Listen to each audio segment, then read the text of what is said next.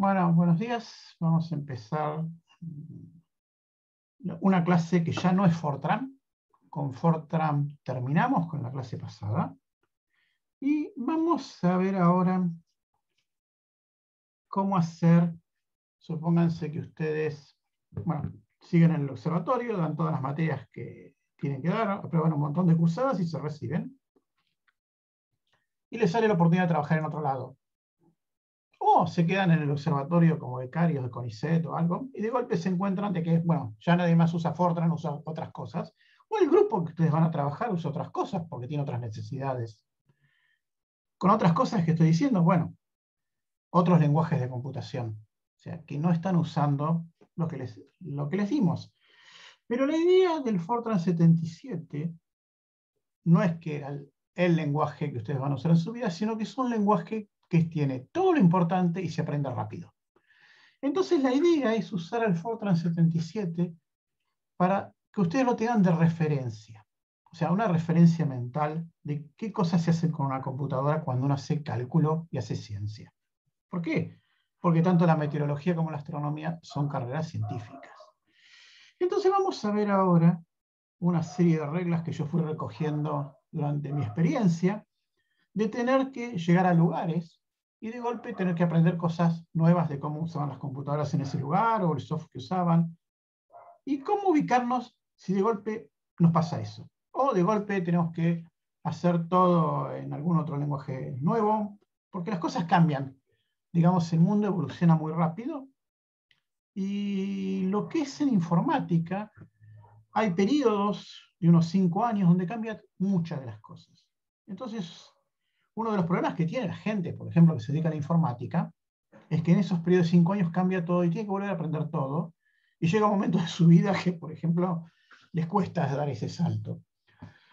Pero nosotros lo vamos a ver de otra manera. Nosotros usamos las computadoras para obtener resultados científicos. Entonces, lo que nosotros tenemos que ubicar son qué cosas tenemos que aprender rápido si tenemos que aprender un nuevo lenguaje a partir de lo que ya sabemos. Entonces, vamos a ver alguna de esas cosas que nos puede pasar. Entonces, voy a pasar a la cámara, a la otra cámara, si escribo.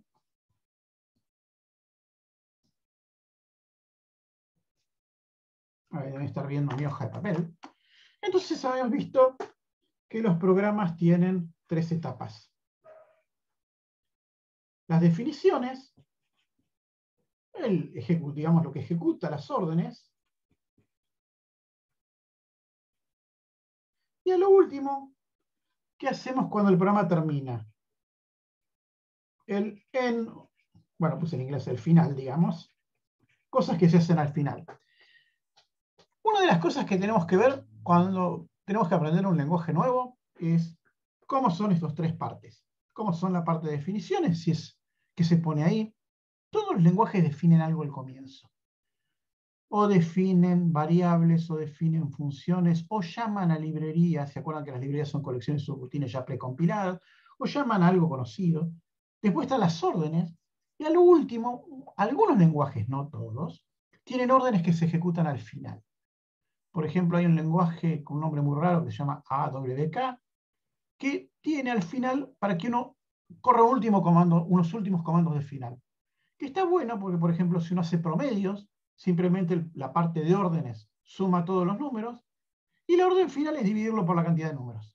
Entonces, algunos lenguajes tienen esta parte de acá. Ya no hay tantos que tengan eso, pero existe. Por ejemplo, en Fortran uno puede decir, bueno, en esa parte final uso la sentencia close para cerrar mis archivos. Pero en Fortran tampoco uno está obligado a ponerla al final. Uno lo puede cerrar en mitad del programa cuando ya no usa más el archivo. Entonces, digamos, esto no vamos a hablar mucho porque no hay muchas cosas para hacer ahí, pero sí vamos a hablar de estas dos. En la parte de definiciones, la mayoría de los lenguajes quieren que uno diga tal variable es real por 8, tal variable es entera. Por ejemplo, hay una orden que a mucha gente le gusta usar en Fortran, que es implicit none. Eso significa que yo tengo que definir todo lo que voy a usar, todo lo que voy a hacer. Yo prefiero normalmente no usarla porque después, si el programa es muy largo, uno tiene que escribir mucho definiendo. Para mí, con los nombres y su primera letra ahorra mucho tiempo de trabajo. Entonces, bueno, eso lo decide cada persona. Hay que acordarse que cuando yo voy a correr el programa, estos programas pueden ser compilados, o sea, yo tengo que compilarlo como hacemos en Fortran, o pueden ser interpretados, donde yo uso algún programa en particular que corre mis instrucciones. Por ejemplo, en Python, si yo tengo mi computadora, el simbolito para entrar comandos, yo puedo poner Python y acá poner, qué sé yo, mi programa. .py no se le suele poner. Entonces, cuando yo corro esto, Python, que es algo que yo tengo un ejecutable en mi computadora, va leyendo las instrucciones de este archivo y las va corriendo. Esa es la otra manera de trabajo. Hay lenguajes que se pueden compilar y se pueden interpretar. Por ejemplo, Python tiene algunas variantes que se pueden compilar o acelerar con una precompilación.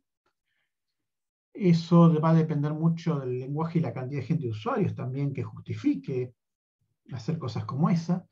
Y también se pueden encontrar con lenguajes donde a uno con el lenguaje le viene una cosa rara que se llama SDK. El SDK es Software Development Kit. Y normalmente es un entorno gráfico donde uno construye su programa y lo va corriendo. Lo cual es una mezcla entre compilado e interpretado. Y alguno de esos lenguajes está bueno porque uno en mitad de un programa corriendo puede decir, esa variable, ¿qué número tiene adentro?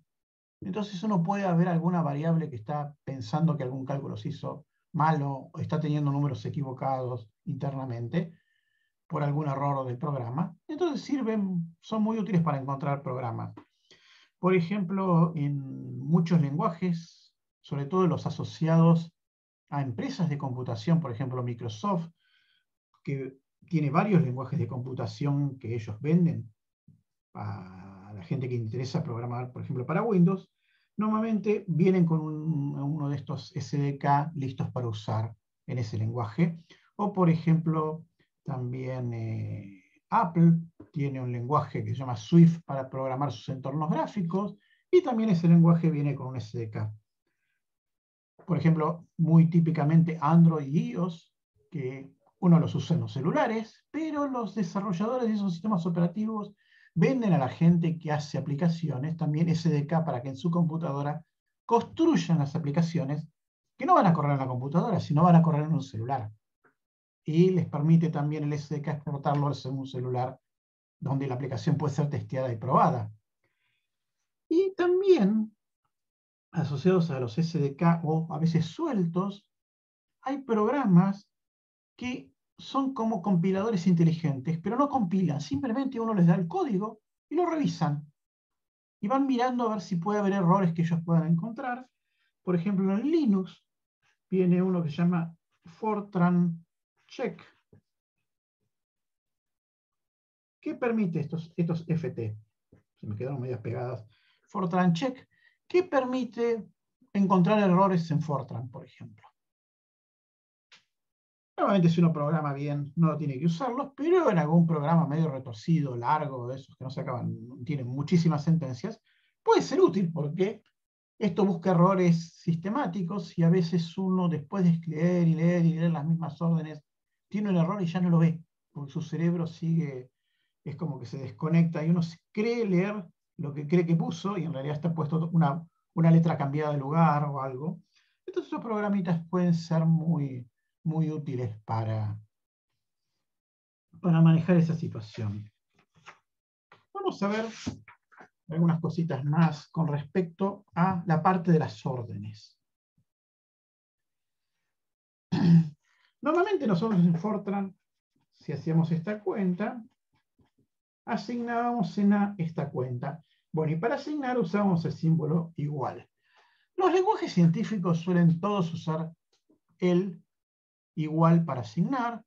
Los únicos que no suelen usarlo en el área de ciencia son los lenguajes muy desarrollados hacia la matemática, donde el igual tiene un significado que para los matemáticos es muy diferente asignar, entonces no les gusta, y suelen usar otro símbolo acá, que a veces es 2 puntitos igual, a veces puede ser una flechita así, entonces tal cosa se asigna ahí. Yo he visto algún lenguaje que decía, por ejemplo, set, que en inglés es poner A, y acá se ponía la cuenta. Entonces hacía esta cuenta y se seteaba en A, digamos, el valor. No había ningún símbolo en el medio, simplemente uno ponía set, la variable, y después ponía el cálculo que se hacía. Eso va a depender de la definición del lenguaje, pero es algo que uno tiene que mirar de entrada. La asignación es el igual, listo. Ya con eso vamos ganando un punto para aprender un lenguaje nuevo. Si no es el igual, ¿cuál es? Bueno, uno lo mira y ya con eso lo sabe. Y eso es importante. Después tenemos que ver las variables, cómo se escriben. Normalmente las variables se escriben tal como nosotros las ponemos, así como un texto, pero algún que otro lenguaje, para distinguirlas de las órdenes, porque son lenguajes que hay muchas órdenes, no son como el Fortran que uno aprende unas 20 órdenes y con eso ya puede largarse a hacer todo. Hay lenguajes que tienen muchas órdenes, suelen ponerle, por ejemplo, pesos A. Entonces uno sabe que pesos A, como tiene un pesos delante, es variable, y si hubiese algo que se llama abs, bueno, esto no es una variable, es una función o algo del sistema. Entonces eso distingue las variables de las órdenes. Entonces en esos lenguajes, por ejemplo, PER es un lenguaje que usa el pesos delante, y hay otros lenguajes que los usan también. Y esa es otra de las cosas que tenemos que mirar, cómo se escriben las variables. Lo estándar es que se escriban como las hicimos en Fortran. Lo segundo que tenemos que mirar es si mayúsculas y minúsculas hacen diferencia. Por ejemplo, en Fortran yo tenía la variable mag, podría tener la variable mag en minúscula, o podría tener mayúscula y las otras dos en minúsculas. Y en Fortran estas tres son la misma. Pero por ejemplo en Python no, son tres diferentes, porque Python distingue entre mayúsculas y minúsculas. Entonces esa es otra cosa que tenemos que mirar en otro lenguaje. ¿La mayúscula importa? Bien, entonces hay que tener cuidado, porque de golpe pongo mag con M mayúscula igual a algo, y después lo quiero usar con M minúscula y no es la misma variable. Adentro se podría guardar otro número.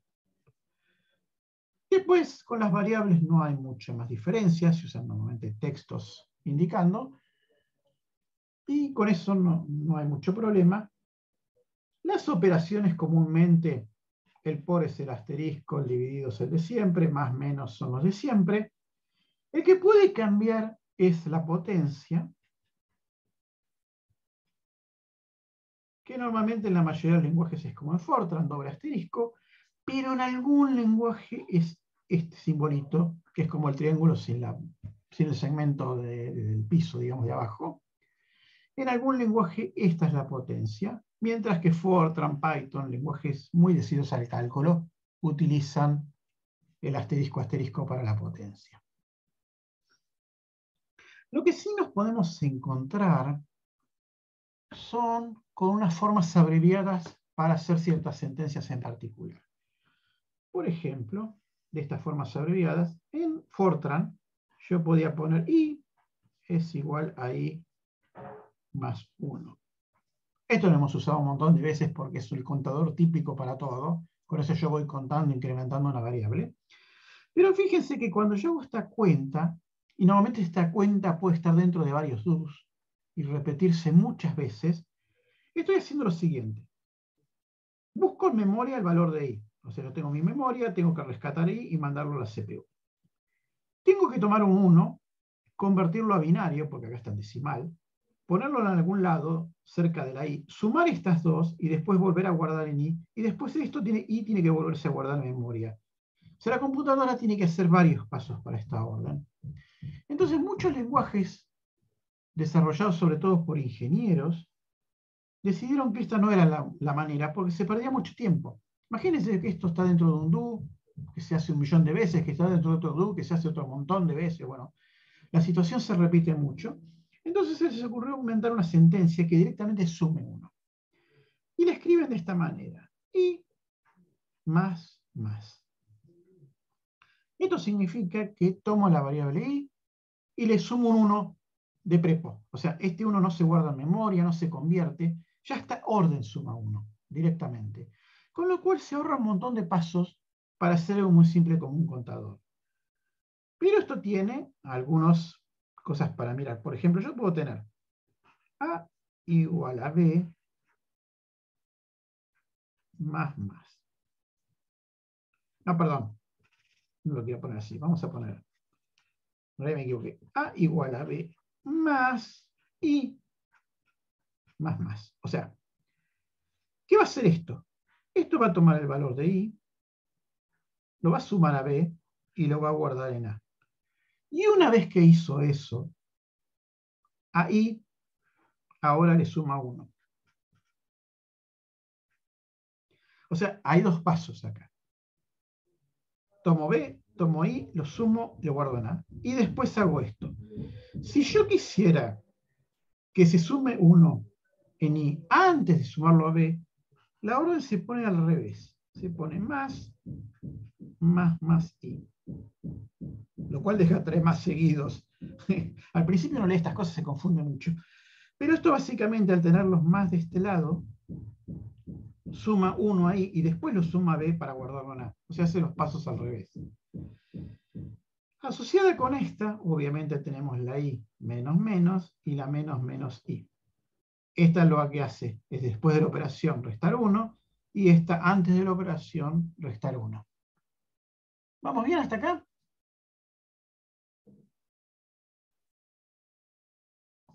¿Están entendiendo? Cualquier cosa me preguntan. Bueno, estas se llaman formas abreviadas de poner órdenes y hay algunas más que se usan bastante. Estas de acá, de este tipo, son típicas del lenguaje C, que es el que usa Microsoft para desarrollar Windows, el lenguaje base de Windows, y un lenguaje parecido es el de Apple, también para su sistema operativo, pero estos tipos de órdenes, bueno, obviamente en Fortran no se usan, Fortran es esta, están asociadas con otro tipo de órdenes. Supóngase que yo tengo A igual a A más 20. Bueno, lenguajes como Python y también C permiten decir A más igual 20. Como el símbolo de la operación está delante del igual, estas dos órdenes hacen exactamente lo mismo. En este caso toma A, le suma 20 y lo vuelvo a guardar en A. O sea, yo tengo también, por ejemplo, así. Básicamente, tomo B, lo multiplico por 2 y lo guardo en B, y así tengo todas las otras también, menos igual, por ejemplo. 10, que sea la variable C, o sea, le estoy restando 10 a C. Este tipo de lenguajes resumidos, por ejemplo, sí se usa en Python.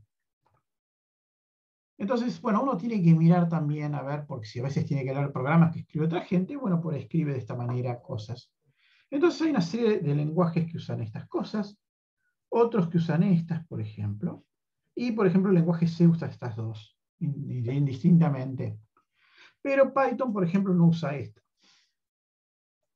Estas yo se las dejo para que tengan una idea, si alguna vez ven una orden puesta de esa manera, ¿qué está significando? Bueno.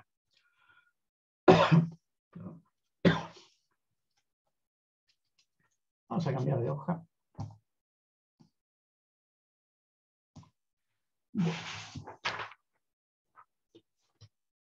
¿Cómo son las órdenes?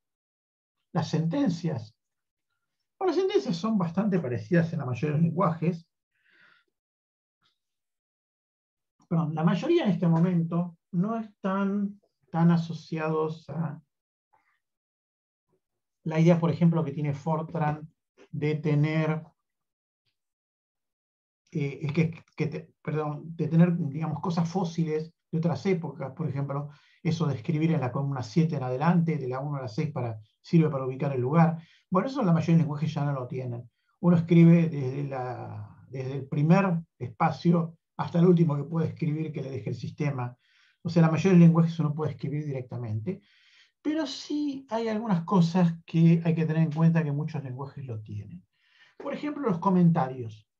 Todos los lenguajes permiten poner comentarios Y la idea es que uno tenga que poner muchos, porque los programas que uno va haciendo y los que se hacen en este momento tienen cierta complejidad, no son cosas simples. Uno realmente hace programas cuando las cosas se ponen muy complicadas para resolver o tienen muchísimos datos, o el cálculo es muy largo, entonces, bueno, se hace eso. La mayoría de los comentarios en Fortran con la letra C y en Fortran 90 agregó la admiración, que los compiladores normalmente dejan usarla también en Fortran 77, pero el símbolo de admiración suele ser un comentario en muchísimos lenguajes. También hay que tener cuidado porque a veces la admiración en algunas sentencias lógicas significan no, not, digamos, negar. Entonces esos lenguajes no tratan de usar la admiración, sino que utilizan el numeral. Esta cosa que uno tiene en el teclado que no entiende bien para qué sirve, bueno, en la mayoría de los lenguajes modernos es el comentario. Fortran 90 decidió usar la admiración como comentario, lo cual es un problema porque en la mayoría de los lenguajes la admiración es la negación, no es un comentario. Entonces eso es quizá en Fortran 90-95 fue algo desacertado utilizar ese símbolo en ese lugar. Después hay lenguajes como el TeX o TeX, y tiene una variante llamada LaTeX o LaTeX en inglés, que se usa para escribir, por ejemplo, papers de ciencia, que es un lenguaje que contiene, digamos, como funciones ya definidas, macrocomandos, y es muy útil para escribir libros. Por ejemplo, yo los apuntes que estoy haciendo de la cursada se los estoy escribiendo en LaTeX. El LaTeX es muy simpático, uno va poniendo órdenes y uno después de esas órdenes las compila. Y el resultado de esa compilación es el apunte en PDF. A ver, podría buscar un ejemplo, si tengo a mano. A ver, denme un minuto. Podría haber pensado esto antes, ¿no? De buscarles algún ejemplo. Ahora les busco. De LaTeX, ¿cómo es?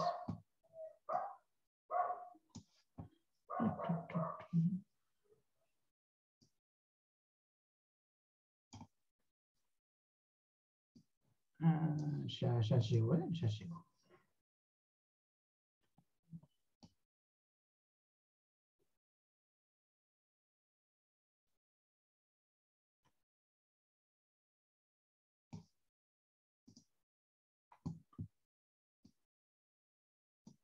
A ver, acá encontré el apunte de Du.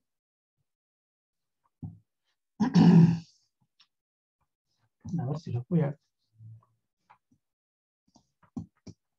compartir. Por ejemplo, estos que están viendo acá es el apunte que yo les hice de cómo usar Do en Fortran, pero escrito en lenguaje de LaTeX. Como ven, hay órdenes que son del sistema. Por ejemplo, esta orden es no poner sangría. Esta orden de acá es poner este texto en letra bold, en negrita. Entonces uno va poniendo comandos, por ejemplo, este es un título de la sección, y después uno compila este lenguaje y le crea el apunte en PDF tal como ustedes lo ven. Normalmente este no es la manera típica de usar un procesador de textos, pero es una manera cómoda en el sentido de que cuando uno se acostumbra a un par de estos comandos y ya tiene todo armado, se trabaja rápido. O sea, no es como uno trabaja, por ejemplo, en el Word de Microsoft que uno escribe y el sistema le baja el renglón. No, acá yo estoy usando un editor. En este caso es un editor muy parecido a uno que por ahí usaron o no, no sé, este caso en la práctica se llama Emacs o Emacs. Pero en este caso no es de esa manera, es más como un programa en Fortran que uno va poniendo los textos y se van haciendo. En este sistema, los comentarios, a ver si tengo alguno. Por ejemplo, acá yo comenté cosas que, un ejemplo que no me terminó de cerrar, es con el símbolo este. Y el editor que ya entiende el lenguaje este me lo comenta. Entonces algo que yo saqué porque no me gustó, porque vaya a saber por qué razón, lo dejé ahí por las dudas de que después quiero usarlo. Y la otra que tiene de bueno este sistema es que sabe escribir fórmulas, tiene todo un lenguaje para escribir fórmulas. Por ejemplo, ¿se acuerdan la suma de la serie? Bueno, se escribe de esa manera, donde esto es sumatoria de igual a 1 hasta n, de 1 sobre el cuadrado, pero después cuando uno lo compila, sale linda la ecuación en la impresión. Y eso es lo que realmente en ciencia suele ahorrar tiempo. Las revistas científicas, cuando uno quiere publicar un trabajo, uno va a la revista y se baja gratis un sistema de macrocomandos, o sea, comandos que se agregan al látex, que uno los va usando y son extremadamente simples. Por ejemplo, ponga el título acá, ponga los autores acá. ¿De dónde son estos autores? Son de la Universidad de La Plata, uno va poniendo los nombres, uno va definiendo cosas muy simples, pero después cuando uno lo compila, el trabajo sale en PDF exactamente igual como saldría en la revista. Y eso hace que para la gente de la revista, cuando uno le manda el trabajo para ver, porque lo van a mandar a otra gente que lo revise, a referees, si el trabajo es bueno o malo, termina uno ahorrando tiempo, porque si uno le aceptan el trabajo porque consideran que científicamente es válido, o le piden correcciones o le hacen preguntas de por qué este resultado te dio así, no te dio de otra manera, ¿sabes por qué? Bueno, te contesta esas cosas. Entonces la revista toma esos macrocomandos que ya son propios de la revista y lo puede procesar muy rápido. Con lo cual el trabajo que uno hizo puede salir en muy poco tiempo publicado para que otra gente lo lea y pueda ver los resultados científicos que uno obtuvo. Bueno, volvamos al papel. Entonces, bueno, estamos viendo los comentarios que son extremadamente útiles. Y en el caso de Python, cuando uno lo usa de una forma que vamos a ver nosotros, que se llama forma de cuaderno, forma notebook, que es muy buena, una manera muy moderna de usarlo, donde uno puede integrar dibujos a los resultados, se agregó un lenguaje que se llama Markdown. El lenguaje Markdown es una variante simplificada, hipersimplificada de este lenguaje LaTeX que le acabo de escribir recién. O sea, si uno sabe usar el otro, este es facilísimo porque encima casi no tiene comandos, tiene muy poquitos. Tiene los de las fórmulas, por ejemplo. Uno puede escribir en el comentario la fórmula que se vea como fórmula. En este lenguaje Markdown, uno puede comentar unos comentarios bastante interesantes porque pueden ser párrafos y párrafos y párrafos de comentarios. Y esta clase y la que sigue vamos a ver, vamos a jugar con eso un poquito. Y es algo interesante porque ya de golpe uno casi puede escribir el trabajo científico en el mismo programa que lo está corriendo para hacer los cálculos. Pero eso después lo vamos a ver en la clase que viene con mucho más detalle. Y es lo que yo creo que para la época que ustedes van a estar trabajando en ciencia, cuando se reciban, va a ser lo que domine. O sea que el propio trabajo científico tenga dentro integrado los códigos que se usaron para hacer los cálculos. Bueno, esto con respecto a los comentarios. Pero vamos a ver las variables. En la mayoría de los lenguajes, como dijimos en la parte de definiciones, uno define el tipo de variables que usar. Hay lenguajes como Python, donde si yo guardo en A, por ejemplo, pongo A igual a 1, y este 1 es un número entero, la variable A en ese momento se transforma en entera. Y de ahí en adelante en mi programa, A se volvió en variable entera. Ahora si en B yo guardo el 1 o 1.0 es un número real. Entonces de ahí en adelante B se vuelve real. Si yo en C guardo un texto, así con comitas como en Fortran, ahora en C se guardan textos. O sea, las variables se definen a partir de qué guardé adentro. O sea, yo no tengo que ir diciendo esta variable de tal tipo, lo cual está bueno porque ahorra tiempo. Lo cual también uno tiene que estar después atento de no meter la pata, porque si yo después quiero guardar un número real, me va a cortar los decimales, se los voy a perder. Entonces, bueno, hay que estar atento también. Pero ahorra escribir rápido, uno puede directamente ir a hacer las cuentas sin tener que decir, acá qué pongo. Sí hay algunos detalles, por ejemplo, cuando guardo un real, de entrada ya nomás es real por 8. O sea, una precisión con muchos decimales. O sea, el Python no se da con mucha vuelta. Python tiene una idea filosófica, que la voy adelantando, que es que las computadoras se volvieron extremadamente rápidas y tienen muchísima memoria. Entonces, básicamente, vamos a abusar de todos esos recursos. O sea, no es un lenguaje cuidadoso en el sentido que protege a los recursos de la computadora, no. Python se definió diciendo las computadoras son fantásticas y podemos hacer lo que querramos. Lo cual es bastante notable porque uno empieza a trabajar en algún programa y de golpe se le acaba la memoria RAM de la computadora. Y uno dice, ¿cómo pasó eso? Bueno, ¿por qué? Porque Python gasta todo con tal de obtener resultados y programar rápido. Las variables enteras, ¿sí? ¿Alguien me preguntó algo? No. Las variables enteras tienen precisión infinita, en el sentido de que yo puedo guardar tantos dígitos como la variable crezca.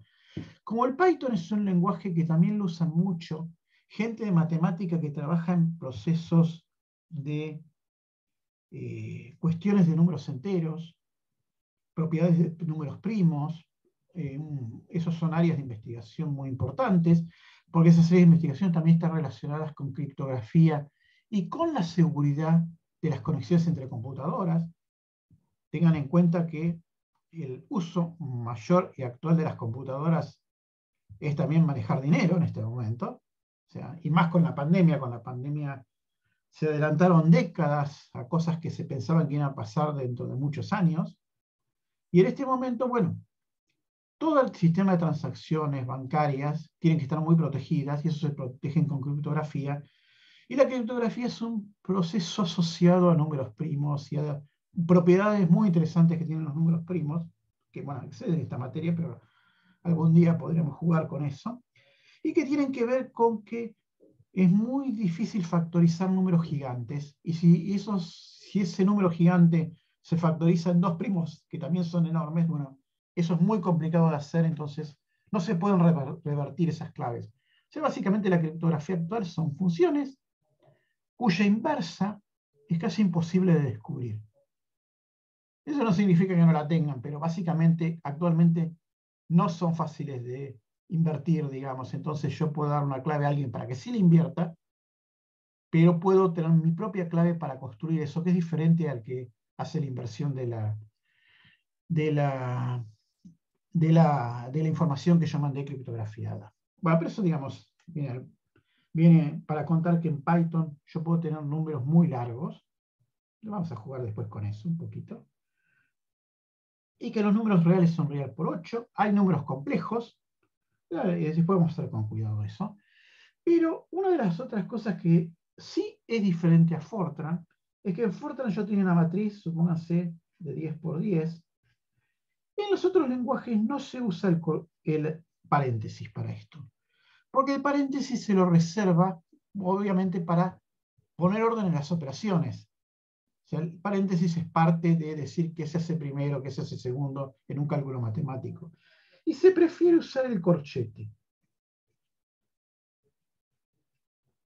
O sea, salvo Fortran o algún otro lenguaje, los paréntesis no se usan para definir arreglos en general. Y dentro de los arreglos que tienen esta forma, bueno, nosotros solemos pensar más como álgebra vectorial. Bueno, se usan notaciones de esta manera. O sea, si ustedes se encuentran con que estos se parecen a paréntesis y están usados como paréntesis, bueno, es porque en ese lenguaje los arreglos de una colección de números se usan de esa manera. También en Fortran nos acostumbramos a que las variables se parecen a las variables de análisis matemático, pero en muchos lenguajes hay otras variables. Por ejemplo, hay variables que se definen como listas, que después las vamos a ver en Python. Las listas serían como un vector donde yo puedo guardar cosas, pero ya está definida como un tipo de variable. No es que yo defino un vector unidimensional al principio, sino que yo defino que algo es una lista, o directamente le tiro una lista encima a la variable y se convierte en variable de lista, por ejemplo en Python. Y después hay otras variables en varios lenguajes que se definen como diccionarios. Los diccionarios guardan cosas. Por ejemplo, yo puedo hacer un diccionario que sea apellidos. Entonces, mi diccionario, por ejemplo, si yo le tiro adentro, pregunto por Jorge, me dice, qué sé yo, Pérez. O sea, el diccionario yo tiro una variable y me dispara otra. Si acá yo pondría Carlos, diría mi apellido. Si acá pondría alguno de ustedes, que yo Federica, me diría Germán. O si pondría Joana, me diría Fandos. O sea, la idea es que los apellidos, el diccionario, yo puedo tirar una cosa y me devuelve otra. Los diccionarios pueden ser muy útiles para poner cosas como la tabla periódica. Entonces yo le tiro un elemento químico y me devuelve ciertas propiedades que estoy usando en mis cálculos. Entonces puedo manejar dos cosas a la vez y una llama a la otra en todo momento. Y estas cosas se definen como variables. Vamos a jugar un poquito con eso en la clase que viene en Python. Pero fíjense que hasta ahora lo que vemos son agregados. Todo lo que sabemos de Fortran sigue funcionando. Estos son agregados, básicamente. ¿Cómo es la parte de estructuras? ¿Se acuerdan que las estructuras son los if, do while? ¿Cómo es la parte del funcionamiento del sistema? O sea, ¿cómo son estas estructuras que controlan el sistema? El if es en todos lados igual, salvo que acá se puede preguntar en la mayoría de los lenguajes directamente usando los símbolos del teclado. Es A mayor que C. Y a veces, como no está el den, algunos lenguajes abren una llave, uno pone todas las órdenes que quiere, y el if es el cerrado de la llave. Pero también, entre medio de esto, yo podría poner if, una pregunta, abro la llave, cierro la llave, después unas órdenes, else, abro la llave, hay las órdenes y cierro la llave, y también está el else if. O sea, básicamente el bloque if cambia de no tener una end if, pero tener llaves para ordenar cuáles son las órdenes, y la pregunta acá se puede escribir de esa manera, como hemos visto en Fortran 90. ¿Cuáles son las preguntas que yo puedo hacer ahí? Son exactamente las mismas que Fortran, pero a veces se pueden escribir con mayor, menor, mayor igual, se escriben con los dos símbolos en orden, menor igual. Se puede poner igual, pero en este caso hay que poner doble igual, porque si no sería una asignación. O se puede decir no es igual, que habíamos dicho que la admiración niega. Entonces básicamente tenemos estos símbolos para hacer la pregunta. En Python uno puede usar estos símbolos, o incluso los de Fortran, EQ para hacer igual, o sea, le da lo mismo. Y lo que sí, a veces el AND, o sea, el I que yo tenía en Fortran, en algunos lenguajes es el ampersand, a mí me sale horrible el ampersand, nunca sé dibujarlo, disculpen. A veces dos ampersand o a veces uno. Y el O, que yo conocí de Fortran, va con este símbolo que es una rayita, espacio, otra rayita. No es dos puntos, es el que es dos rayitas. Suele estar en los teclados, este símbolo, más o menos arriba, hacia la izquierda. A ver, acá tengo un teclado común de PC. Sí, normalmente lo tengo en los dos teclados que tengo, está en Alt 1, por ejemplo, Alt gráfico 1. En mi teclado, bueno, es el que es rayita, rayita, no dos puntos, sino rayitas. Entonces, con eso tengo lógica, tengo las preguntas más comunes, a veces son dos, eso hay que mirarlo, o a veces en algún lenguaje como Python es uno solo. ¿No? Entonces, con eso, bueno, tengo todas las preguntas que puedo hacer en un if. También tengo el equivalente al do, pero en la mayoría de lenguajes le pusieron for. En realidad, do sería hacer, en inglés for sería para, y normalmente los for se escriben de una manera diferente, pero que dice lo mismo que en el do de Fortran. Por ejemplo, en muchos lenguajes el for se escribe for, donde empiezo, por ejemplo, i es igual a 0, donde termino, con punto y coma separo y pongo donde termino, y cuando i sea menor o igual a 10, ese es el último que corre, y después le tengo que poner cuál es el paso. Entonces, en muchos de estos lenguajes, el paso sería, por ejemplo, sumar 1. Y entonces la gente lo pone de la manera resumida, y más, más. O sea, tengo inicio, final, y paso. Lo de siempre, del do. Solo que escrito de otra manera. Pero que la manera básicamente se lee igual. O sea, yo en Fortran había puesto do desde igual a 0 hasta 10 con paso 1. Se escribe así. Lo que sí, acá, como no hay en do, se abre corchete, se ponen todas las órdenes y después se cierra el corchete cuando el do termina. O cuando en este caso el for termina. En algún caso, sí, en los lenguajes que hay esa variable de listas, yo podría decir for y poner in la lista. Entonces, mi do va a recorrer la lista de números que estén en la lista, esa que yo armé antes. ¿Se acuerdan que yo les dije que había unas variables que tienen listas adentro? Entonces, algún lenguaje también permite tener una lista. Esto es muy cómodo cuando uno trabaja con cosas sueltas que no parecen tener un sentido numérico que sea fácil de escribir de esta manera.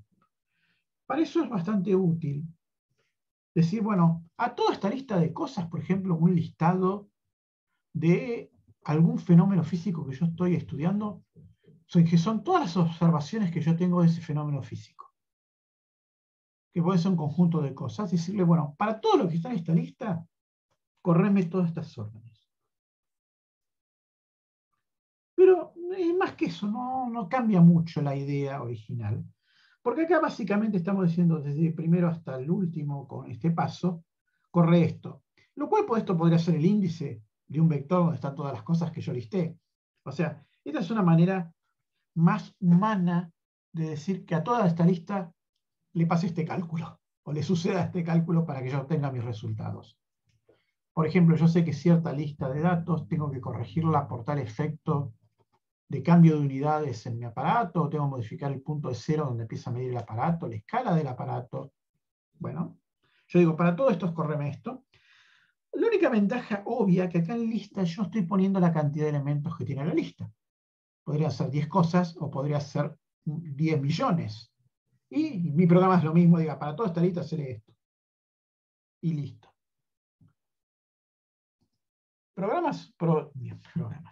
¿Preguntas hasta acá? Bueno, vamos bien entonces. Bien. Bueno. Vamos por el último que nos queda de estructuras de control, que es el do while.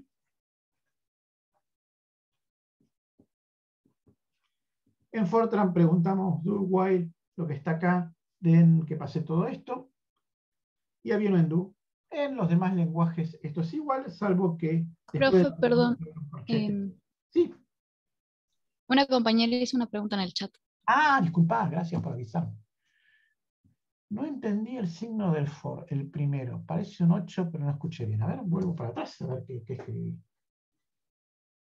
No, lo escribo acá abajo porque me quedo medio pegado. O sea, yo podría poner for.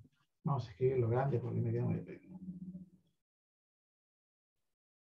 Y acá decir. Y. A ver, esperen que quiero chequear algo. For. Y igual a 0.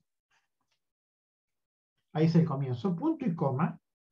El final, que por ejemplo puedo preguntar, qué sé yo, y menor o igual que 100. Y después el paso. Y acá le digo sumarle 1.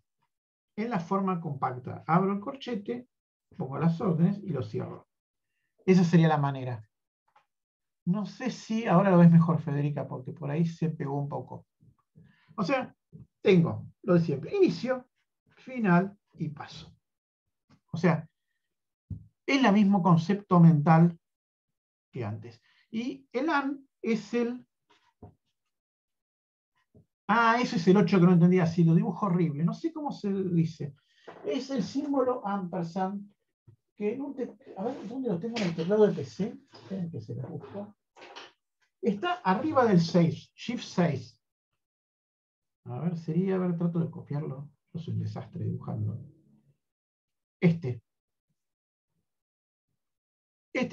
o algún lenguaje son dos AND, o a veces es uno solo, hay que mirar el lenguaje.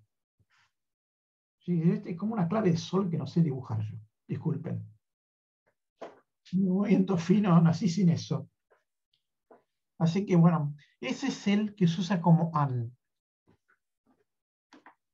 Y normalmente se lo llaman ampersand, a ese símbolo, que es la clave de sol de música. En mis teclados acá los dos que tengo, que son de marcas diferentes, unos de Apple y otros común de PC, y lo tengo arriba del 6 ese símbolo. Pero no sé en el de ustedes porque esas cosas se mueven. Bien. Bueno, vamos a hacer el do while. El do while lo puedo poner así. O a veces algunos lenguajes me dejan ponerlo raro. Decir while, la pregunta, y después do, hacer todo lo que está acá abajo. Básicamente es lo mismo que el otro. Y algunos lenguajes permiten el que uno quiera. O sea, como pueden ver, muchos de los lenguajes están convergiendo a algo que en informática se llama lenguaje natural. O sea, tratar de escribir las cosas, las órdenes, en algo que se parezca al lenguaje humano.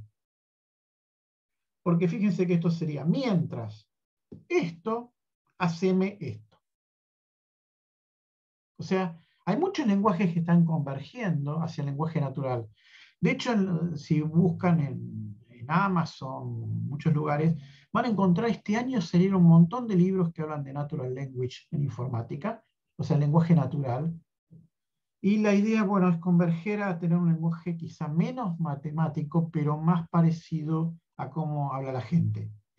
Por supuesto que a nosotros, los que trabajamos con cosas de matemática, nos da lo mismo, pero mucha gente que usa la computadora no para hacer nada parecido a matemática, lo usa para otras cosas, bueno, estos lenguajes les convienen, obviamente, y hay cierta demanda porque se usen y se hagan. Bueno, el otro que tenemos que ver es cómo son las funciones y las subrutinas. Lenguajes como Python decidieron que, de una manera bastante extraña, por lo menos para nuestro punto de vista, que estamos educados bastante en matemática, que todos son funciones, aunque devuelvan más de un valor. O sea, que, de hecho, violen la idea de función matemática. Se ve que la gente de informática no se lleva bien con análisis 1, pero el Python, yo tengo mis funciones donde yo, a lo último, en el return, puedo decirle, devuélveme esta y esta variable. O sea, la función me devuelve varias cosas al mismo tiempo. Entonces yo cuando la voy a usar en mi programa tengo que poner esta variable, coma esta, coma la otra, igual a esa función. Entonces la función corre con ciertos parámetros de entrada y me devuelve 3 valores, por ejemplo. O me devuelve 3 matrices. O sea, hay una sola cosa que actúa como el equivalente a una subrutina y una función. Depende uno cómo la escriba, hace lo mismo. ¿Cómo se usan las variables? Igual que yo les expliqué en Fortran. Eso no cambia. Las variables que no se intercambian con el programa son de la subrutina, viven ahí y mueren con la subrutina o la función cuando se deja de usar. Y las variables que se intercambian o se devuelven son las que el programa principal puede ver. En algunos lenguajes se permite que la función pueda ver variables del programa sin estar en la lista de las que se intercambian. Pero eso hay que leerlo en el manual de ese lenguaje. La mayoría de los lenguajes tratan de no hacer eso, pero bueno, a eso hay que mirarlo. Bien. Yo después en el apunte les dejé un pequeño cálculo de cómo hacer, porque algunos lenguajes resumen las funciones. Por ejemplo, algunos lenguajes muy simples no utilizan, por ejemplo, no tienen ni arcocoseno ni arcseno, aunque tienen coseno y seno, pero no tienen la tangente, porque toda la tangente uno la calcula a partir del seno y el coseno, que sí lo tienen. Entonces esos lenguajes tratan de ahorrar funciones que se pueden armar con otras. Entonces esos lenguajes suelen tener solamente el arco tangente, y con eso uno tiene que arreglárselas para calcular al arcoseno o al arcoseno si lo necesita. Y yo le dejé la formulita cómo se hace en el apunte, después mírenla. Y a veces los lenguajes, por ejemplo, solamente tienen logaritmo natural. No tienen el logaritmo decimal, que es el que uno usa. Pero acuérdense que un logaritmo de un número x decimal va a ser el logaritmo natural de ese número dividido el logaritmo natural de 10. O sea, siempre si yo quiero cambiar un logaritmo a otra clase, con dividirlo con la base del nuevo, ya obtengo eso. También les dejé la nota en el apunte. Porque a veces solamente tienen este logaritmo. Y normalmente escrito como log, así que uno trata de no confundirse con este. Muchos lenguajes directamente tienen el log 10 para el logaritmo decimal, lo cual es muy útil. Por ejemplo, los astrónomos solemos usar magnitudes y las magnitudes se definen en este logaritmo. Son unas unidades parecidas a los decibeles en acústica, que también son unidades logarítmicas y utilizan este tipo de logaritmo. Bueno. ¿Preguntas hasta acá? Todo esto que yo les conté lo dejé en el apunte. Después ustedes mírenlo. Si algo no entienden, me escriben o me escriben en el Classroom y yo les contesto. ¿Ok? Pero son básicamente reglas para que ustedes vean cómo programar en otro lenguaje. Y la idea es ver Python, porque Python es el lenguaje que se empieza a usar mucho ahora, de hecho se está usando mucho en ciencia, y está reemplazando a Fortran en un punto donde Fortran era malo, que es en analizar datos. Fortran es bueno para calcular los datos que uno después va a analizar, pero es bastante incómodo a veces para hacer estadística o cosas donde uno tenga que ver dibujos e interactuar con el sistema, y ahí es donde Python está haciendo la diferencia. El problema de Python es que es un lenguaje en desarrollo y las cosas se vuelven obsoletas muy rápido. Entonces vamos a jugar con Python hoy. Y vamos a jugar con la manera moderna de correr Python. Yo podría correr Python diciendo Python, intérprete, correme este programa de texto que tengo acá, y Python me lo va a correr. Pero no es la manera que la gente está usando. A ver si encuentro la terminal. A ver, esperen un momento. Python se puede correr en un modo cuaderno o en inglés notebook, que es lo que está usando todo el mundo. Y que es muy útil. Si me esperan un momento, a ver que preparo esto. No, esta no es la que yo quiero.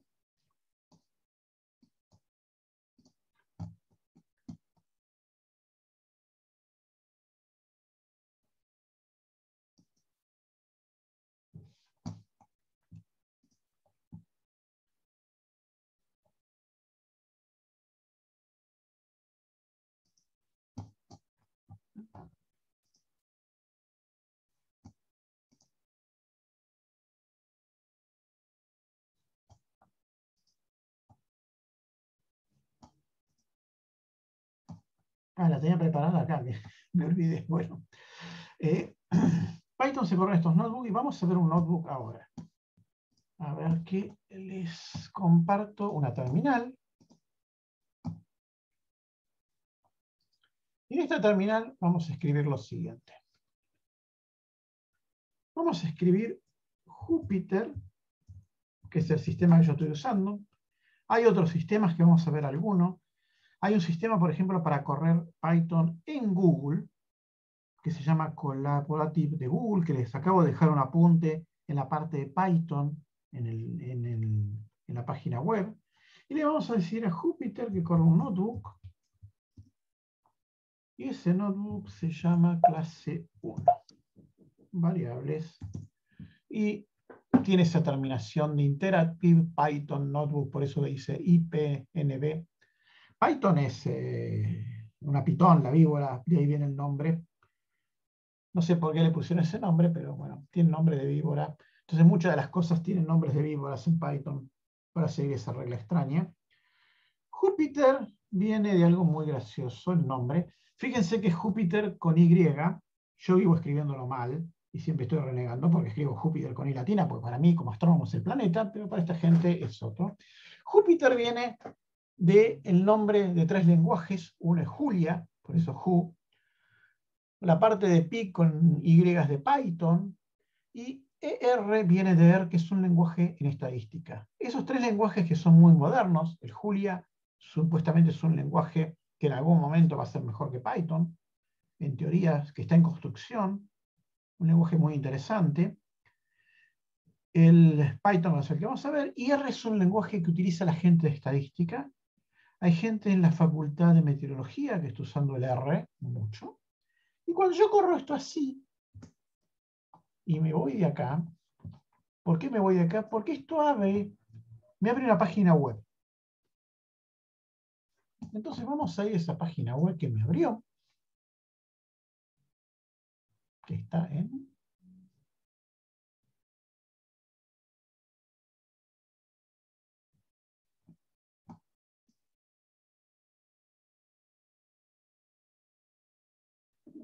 Interesante, pero no me deja comparar. Esperen un momento porque no le encuentro.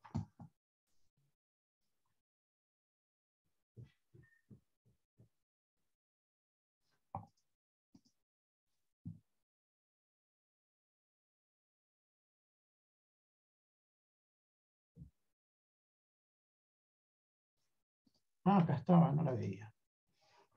Bueno, a ver por qué quedó. No, no quería compartirles todo el de esto. Oh, Dios.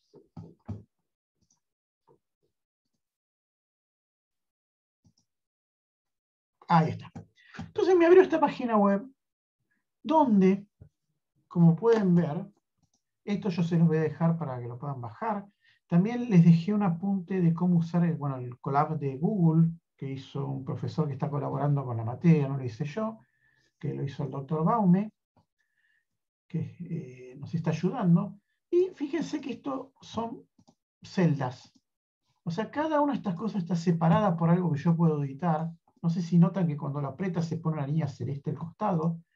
Y yo puedo venir acá y fíjense que es un comando. Yo puedo acomodar comandos. Que yo supongo que este apunte lo usar el año que viene también. Le puedo poner 222. Y cuando vengo acá que dice correr, se corrió la celda. Y fíjense que me quedó el lenguaje lindo. Este es el lenguaje Markdown, que yo les hablé. Acá tengo un error de ortografía. Fíjense qué cosas están mal escrito. Entonces va a sacarle esta S que le sobra cosas. Voy a sacarle esto porque ya de este año no vamos a adelantarlo el año que viene. Si yo aprieto Run, fíjense que ahora queda lindo de nuevo. Y vamos a editarlo de nuevo y decirle, bueno, qué sé yo. Esto es LaTeX. ¿Se acuerdan que yo le dije que es un lenguaje? Le voy a decir que X. El LaTeX usa el otro simbolito de potencia al cuadrado. Entonces lo corro y fíjense que me quedó la fórmula en el comentario de mi programa. Bueno, esto es el lenguaje Markdown, que utiliza un subset de ese LaTeX que es mucho más sofisticado, que me permite hacer estas cosas. ¿Qué tan bueno es el Python? Bueno, el Python ya le dice, abusa de los recursos de la máquina de uno, suele ser a veces lento y a veces rápido, porque al abusar de los recursos a veces paraleliza y a veces no, pero es un lenguaje cómodo para trabajar. Por ejemplo, acá yo fui anotando cosas interesantes de las variables. Yo tengo las variables típicas que tenía en Fortran, pero estas variables pueden tener algo que se llama programación orientada a objetos. Y esta notebook lo vamos a seguir viendo la clase que viene. Y vamos a retroceder un poquito a qué es programación orientada a objetos. Y yo preparé un pequeño apunte, que es el que vamos a ver ahora. ¿Qué es esto? Bueno, la programación orientada a objetos, ahí está, es lo siguiente. Entonces estamos acostumbrados a que nosotros, en un punto en el espacio, acá, en física, lo vemos como componentes de un vector. Entonces, los vectores son muy útiles para hacer cosas de mecánica, porque me dan la posición en el espacio. Si yo derivo la posición del vector, consigo otro vector que es la aceleración en tres componentes. Bueno, eso funciona. Pero en informática, cuando extendieron esto más, se encontraron que había vectores que no eran como los de matemática, sino que adentro tenían componentes que eran de diferente clase. ¿Qué es esto de componentes de diferentes clases? Por ejemplo, yo acá agarré la guía telefónica, un pedacito que creo que es de Holanda. Agarré una de otro país para no meter la pata, no meter a nadie en ningún lío. Pero para los que eran de la época antes celulares, las compañías solían repartir estas guías telefónicas. Supongo que ustedes vieron guías telefónicas, ¿no? No son tan jóvenes. Donde yo tengo el apellido de la persona, acá. Tengo alguna idea del nombre, acá iniciales, pero este hombre se llama Tibam o algo así. Y después tengo la calle que vive, el número, o algo que me indica dónde vive esta persona, y acá tengo su número de teléfono. La guía telefónica no es más que un conjunto de vectores, que cada uno apunta a un teléfono real. O sea, es el mismo concepto de matemática, pero acá las componentes, para ser estrictos, no son escalares. Algunas sí tienen un número, pero ese número no tiene significado numérico. Digamos, es un nombre, el teléfono tiene tal nombre. De la misma manera, ustedes pueden tener su agenda en su celular, y en la agenda ustedes van a ver que la agenda tiene campos fijos. Entonces, cada uno de los ítems de la agenda, uno puede llenar el campo o dejarlo vacío, pero ese campo es el que está. Digamos, yo no puedo inventar un campo que el que puso el software en mi celular haya agregado nuevo. O sea, ya están construidos esos campos. Incluso los campos son para cosas que pasan en Estados Unidos, a veces para un celular y no son exactamente las nuestras de acá. Por ejemplo, en Estados Unidos los códigos postales son solamente números y a veces nosotros tenemos letras, entonces se nos arma algún lío. Pero estos campos, digamos, arman vectores ya construidos. Y trabajar con estos vectores, estos son los objetos. La idea es que yo voy a trabajar con algo, que yo tengo campos prearmados, y esos campos son fijos, pero yo los lleno de cosas que son de cualquier tipo. Números complejos, un nombre, texto,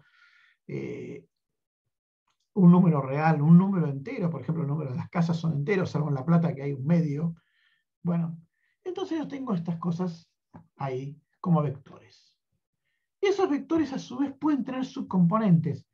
Imagínense, vamos a pasar, la base de datos de la oficina de alumnos de la facultad, donde ustedes están anotados. Si ustedes miran su libreta, la libreta ya está impresa y tiene campos armados. Entonces, en un objeto, en la computadora de la facultad, cuando ustedes escribieron, esos campos se llenaron. Domicilio, número de teléfono, les piden fecha de nacimiento, pero la fecha de nacimiento son tres cosas. Son año, mes y día. Entonces, esos objetos a su vez tienen subvectores armados internos, que a veces los tienen en el que dice fecha de nacimiento, y a veces ese subvector, su estructura se replica en otro que es la fecha de inscripción a la carrera, por ejemplo. O si dan una materia, en algún lado se está anotando que el alumno con tal nombre, apellido, número tanto, dio computación, tal día de junio, y su nota fue 10. Bueno, junio con mes, día y año. O sea, hay subestructuras, hay subvectores, digamos, en el objeto. Y los objetos se dividen en varias cosas que tienen asociadas.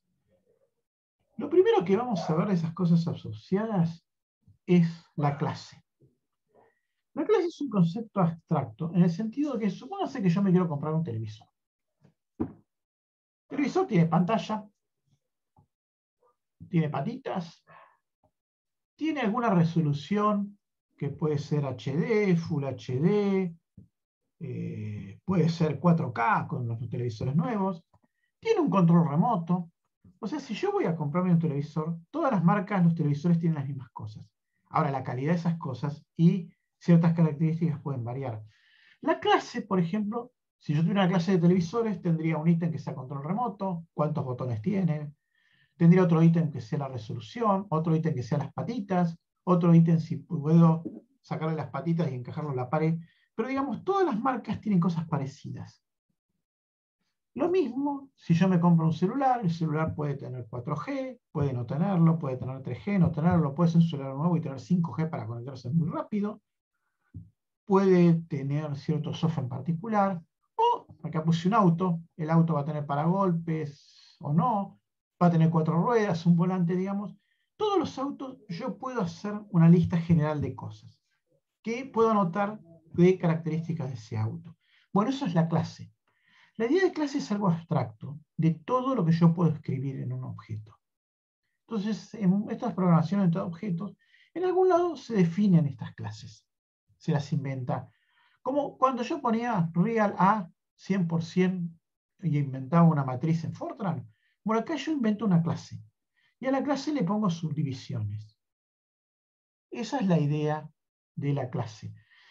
La clase en sí no es nada hasta que yo se le aplico una variable. Entonces, cuando se le aplica una variable, la convierto en una variable orientada a objetos. Y esa variable adentro puede guardarme cosas.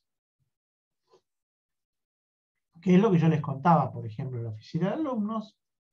Yo tengo, por ejemplo, un montón de datos que estos pueden ser algunos. Entonces, la clase es la definición vacía. Es lo que yo quiero inventar. Alguien, mucho antes de que existan las computadoras, en la época que las computadoras no se usaban para la oficina de alumnos, supónganse hace 50 años, ya había definido las clases aunque no lo sabía. ¿Por qué? Porque ya había definido cómo era la libreta universitaria de esa época. Y la libreta universitaria de esa época tenía cosas fijas para anotar. O sea que las clases, la idea de clase, incluso es anterior a la computación. Es algo que me sirve para clasificar un evento que es cada alumno que se anota en la facultad y cómo ese alumno va evolucionando, dando materias o no. Entonces, cuando yo aplico la clase a algo, lo convierto en eso. Y ese es el objeto. La gracia, por ejemplo, del lenguaje Python, es que la mayoría de las clases para ciencia ya están inventadas. Entonces yo simplemente las uso. No tengo que sentarme, inventar la clase, qué sé yo. Simplemente yo tengo que saber que tal cosa me sirve para eso. Y listo, lo uso. Y lleno los parámetros de la clase que yo necesito en el objeto. Entonces el Python es muy útil por esa razón. Porque la mayoría de las clases ya están definidas. Por ejemplo, en astronomía tenemos una librería de Python, o sea, cosas prearmadas, que se llama AstroPy, porque de Python, digamos, no fue muy original el nombre, que tiene este simbolito de las dos víboras mirando para el otro lado, y que nos sirve en astronomía porque ya tiene todas las clases definidas que usamos los astrónomos. De la misma manera, estoy seguro que en meteorología alguien tiene ya definido clases de cosas para distintos eventos meteorológicos que uno quiere guardar datos. Porque todo eso está evolucionando muy rápidamente. Entonces, vamos a ver cómo esto funciona. Si yo tengo A, un objeto, el cual ya le apliqué la clase de alumno de la facultad, voy a tener algo que es A.apellido. Ya no tengo A de elemento 1 como antes era un vector, sino que ahora es A. Entonces, cuando ustedes vean variables en un lenguaje que tengan puntos, algo, punto, otra cosa, es cómo yo accedo a la variable que me guarda algo del objeto. En este caso, apellido me guarda el apellido de la persona que yo estoy guardando los datos en ese objeto. Entonces voy a tener apellido, el cual le guardo su apellido. Voy a tener a.nombre, el cual le guardo el nombre. Voy a tener una que diga a.dni, el cual le guardo el DNI. Pero incluso voy a tener subestructura. Fíjense que a.fecha de nacimiento, .año, pongo el año de la persona. Fíjense que este lo puse como número entero, este lo puse como número entero, este lo puse como texto, este lo puse como texto. Entonces los objetos yo los voy llenando y los voy llamando de esa manera. Y después puedo hacer cosas, por ejemplo, no sé por qué razón haría esto, pero podría decir ADNI. ADNI es este número. Como es un número, lo puedo multiplicar por otro. Entonces en cálculo tomé un elemento del objeto y le hice una cuenta. Entonces hay que entender los objetos como una especie de matriz de álgebra, pero diversificada, en también cosas no escalares, donde yo les puedo hacer operaciones. Y lo último que vamos a ver hoy, para no hacer la clase muy pesada, es que al mismo tiempo en la clase se definen dos cosas más, que ahí es donde hacen la diferencia. Hasta ahora todo esto es una complejidad que es muy linda, pero parecía no tener sentido, hasta que aparecen estas dos cosas que vamos a ver ahora. Y ahí es donde uno entiende por qué esto es útil la programación de objetos. yo puedo en los objetos, cuando defino la clase, también pegarles funciones o métodos. Entonces yo podría tener un arreglo A, que lo hago con una librería de Python, que vamos a ver la clase que viene, que se llama NumeriCalPy, o digamos, o NumPy en general. Entonces yo armo un arreglo como objeto NumPy, y este arreglo tiene números como en el Fortran. Es un arreglo, es un vector de 100 elementos. Este arreglo de 100 elementos tiene asociada la función suma. Entonces yo pongo que BCA.suma, y acá fíjense que pongo los simbolitos porque es una función pegada. ¿Qué va a hacer la computadora? En el objeto busca la función suma, y si está, suma todos los elementos y se los asigna en B. O sea, yo ya tengo cálculos pegados. Pero fíjese que para sumar todos los elementos, yo tuve que saber cuántos elementos había. Bueno, eso es otra de las cosas que tiene pegado el objeto, que se llaman los atributos. O sea, yo puedo definir, tal objeto es un vector, y el propio objeto sabe adentro cuántos elementos tiene. O sea, yo no tengo que acordarme cuál es el n, sino que el propio objeto tiene los elementos guardados. Yo puedo hacer que un lenguaje como Python lea un vector que todo el tiempo cambia de tamaño, y el propio objeto yo le puedo decir, bueno, súmame todo o haceme cosas, porque ya sabe su tamaño. Entonces tenemos dos cosas. Los métodos, que son funciones, que se van a calcular en el momento que yo las use, y los atributos, que son cosas pegadas que ya están hechas. Que es, por ejemplo, contarme en este caso la cantidad de elementos que tiene. Por ejemplo, yo podría decir, sumame una matriz, pero por el eje de las filas. Creen que por alguna razón se llama 0, después lo vamos a ver. O por las columnas, que es el 0, me equivoqué acá. O por el eje de las filas, que es el 1. ¿Cómo me entero de los métodos que tengo? Bueno, hay que leer el manual. O sea, la persona que definió esta librería NumPy, hay un manual en numpy.org que yo pudiera ver, y me dice el nombre de las funciones que hacen, me dice el nombre de los atributos que hacen y que tienen guardado adentro, en realidad que hacen no, que tienen guardado adentro, y sí o sí, no los voy a inventar, tengo el manual, pero así de la misma manera que tengo una función suma, tengo una función producto, tengo montones de funciones a las cuales yo le digo, activate y calcula. Eso es muy útil porque, por ejemplo, uno puede comprar un aparato que mida algo, y con el aparato le viene el software en Python, y ya el aparato devuelve cosas con datos cargados y con funciones estadísticas que uno puede pedirle al sistema que las calcule, o cosas de eso. Entonces hay que tener en cuenta esto de que tenemos atributos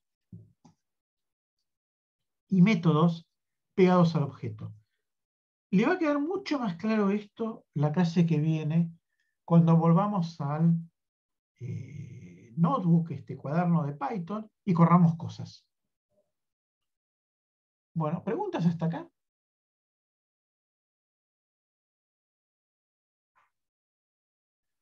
Bueno, entonces, si no hay preguntas, lo que puedo hacer es, si tienen 15 minutos más, avanzamos un poquito con el notebook, y así ganamos un poco de tiempo, porque si no, no voy a llegar con todo lo que quiero darles antes de terminar la cursada, porque les recuerdo que el lunes que viene es feriado, y yo no lo sabía, me acabo de enterar. Así que vamos a ir al notebook y vemos una cosa rápida de lo que hablé recién, para que les quede la idea más clara, porque si lo ven, se van a dar cuenta cómo funciona esto. Estamos en el notebook, donde tengo texto.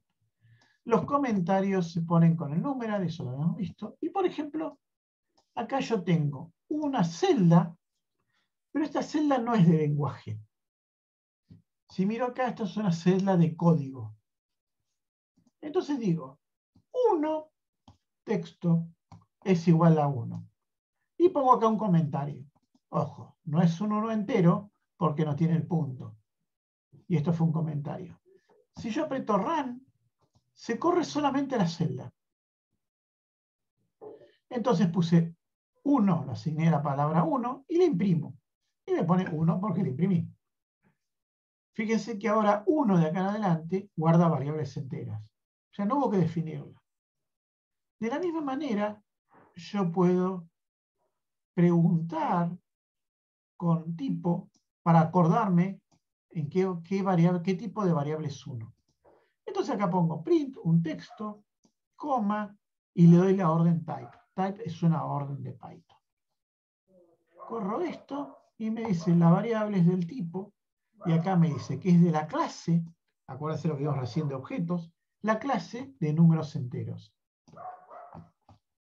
¿Por qué la clase? Y porque hay funciones asociadas a los números enteros pegados en la clase. Ahora si pongo 1, rayita de abajo, f igual a 1 punto, ahora ¿qué puse acá? Sí, 1, se me corrió. ¿Qué hice? Con el mouse metí la pata. Eso de que el mouse arrastra cosas es indignante. Bueno, listo, ahí está. Ahí lo arreglé. Entonces guardo un 1 ahí, imprimo 1 y 1-f. Entonces 1 punto, fíjense que esta sigue siendo entera, esta sigue siendo real. Esta se aprendió en esta celda y sigue estando en esta celda, o sea, todo lo que se va aprendiendo se va acumulando. Y imprimo esta variable es del tipo 1f que me dice clase flotante, o sea, es un número real. Y en Python puedo usar cualquier cosa como nombre, salvo estos que están prohibidos. Y estos están prohibidos porque son nombres de otras funciones que se usan. Acá fíjense, falta una coma. Vamos a ponerla acá. Primero falta un espacio en blanco. La corro y me queda de texto, como comentario de texto. Lo bueno es que puedo ir corrigiendo. También en Python, los espacios en blanco de la sangría significa que esta sentencia de acá está asociada a la de arriba. Entonces, si yo pongo A igual a toda esta suma, esta barra significa que baje de renglón, y como está en el mismo lugar de espacios en blanco, se van pegando las sentencias. Entonces puedo poner el valor de A es igual, puedo juntar sentencias como yo les había dicho en Fortran 90, en 3 asignaciones en una separadas con punto y coma, o puedo hacer esto que es bastante más extraño, que es poner esto lo asigno a Z, lo asigno a Y, lo asigno a X. Es muy confuso, no hagan mucho de eso porque después se puede armar lío. Puedo venir acá y correrlo y imprime el valor de A, que es la suma de todo esto, y pone lo mismo las 3 variables, pero yo imprimo X y entonces me lo pone 2 veces. Esto es lo que está guardado en X y esto es lo que está guardado en Y. Entonces, como pueden ver, yo puedo guardar cosas de a 3, por ejemplo, asignar varias cosas al mismo tiempo. Python tiene esa libertad. O puedo poner, por ejemplo, un string, un texto guardado en un curso. Pongo este texto e imprimo curso. No, ahí está, curso. O imprimo un curso de 0. Y esto es lo que hay que tener cuidado. Python empieza a contar todo desde la columna 0. En Fortran nosotros estamos muy acostumbrados a contar todo desde la 1, porque en ciencia lo primero que existe es el 1. El 0, la gracia del 0 es que vos de una manera nombrás lo que no está. O sea, si no hay nada es 0 y si hay algo ya empieza a contarse de 1.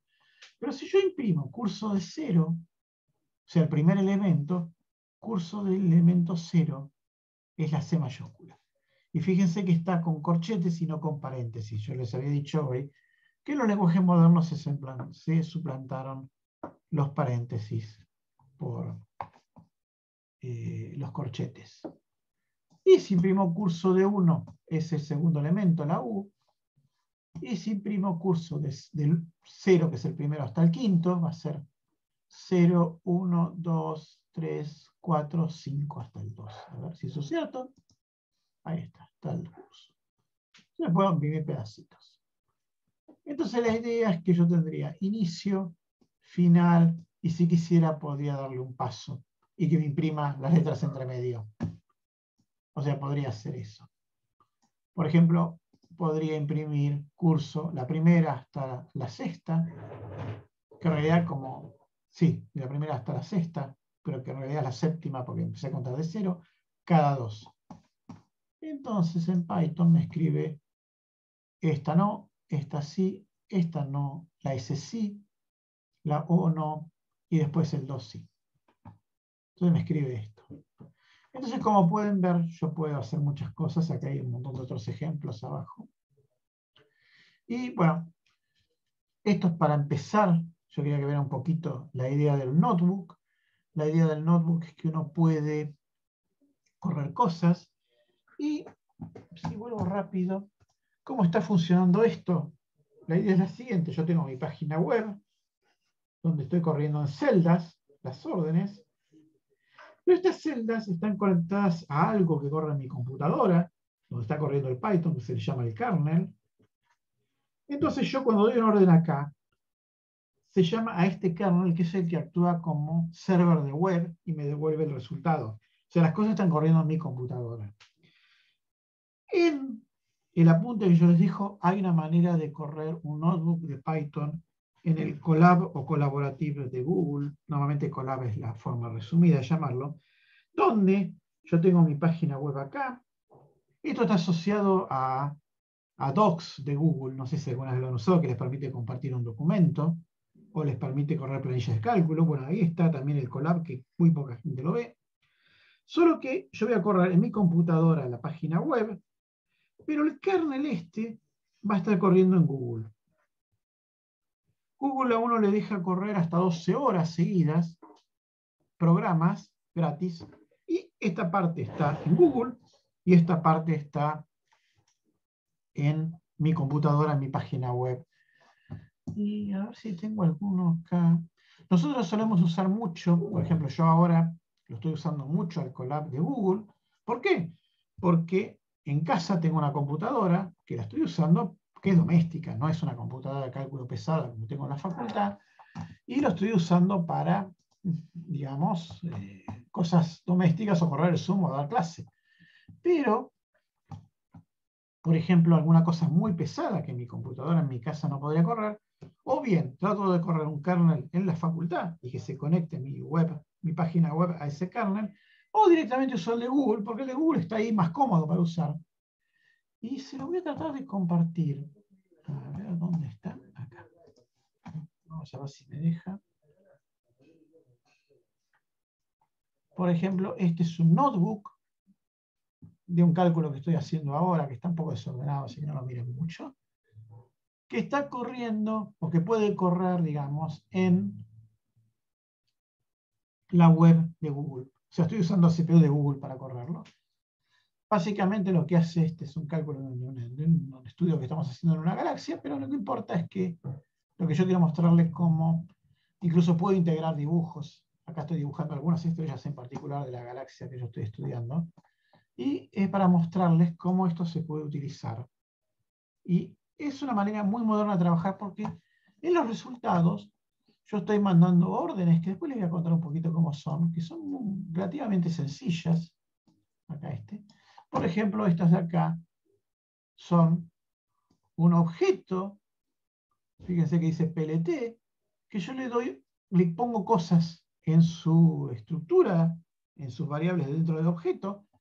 ¿De dónde saqué estas cosas? Obviamente leí el manual, pero fíjense que son 4 o 5. Tengo un montón comentadas. Y con esto solo ya me hace el dibujo que yo quiero.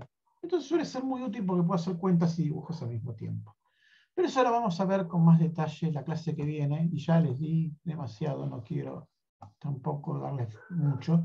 Así que la clase que viene sería el próximo miércoles. Y yo les voy a dejar, porque la otra semana yo quiero terminar la cursada, pero yo tengo que hacer un curso de posgrado. Así que les voy a dejar probablemente alguna clase grabada, yo les voy a indicar en el Classroom, y les voy a también dejar momentos en que puedan ver esa clase grabada y después si quieren me hacen preguntas. En realidad en cualquier momento me pueden hacer preguntas y se las contesto, o bien hacemos un Zoom con los interesados, o bien las contesto directamente en el Classroom. Ok, entonces nos veríamos, si no tienen preguntas, el miércoles que viene. ¿Ok? Bueno, muchas gracias. Hasta el Bueno, miércoles. el miércoles.